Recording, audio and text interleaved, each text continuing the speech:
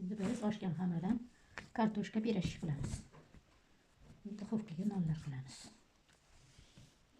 Pirashkimiz uchun kartoshkani qaynatib oldim. Muzlayga soldim.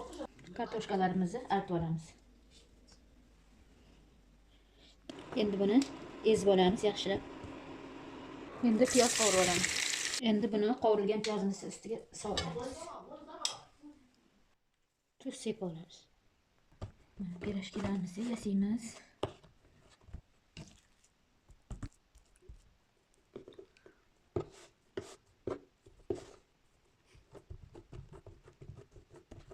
Mana tugib bo'ldik. Endi buni 20 minut damini oldirib keyin pishiramiz. Buni qizib turgan yog'da pishirib olamiz. Mana kartoshka pirashkimiz pishdi. Bismillah.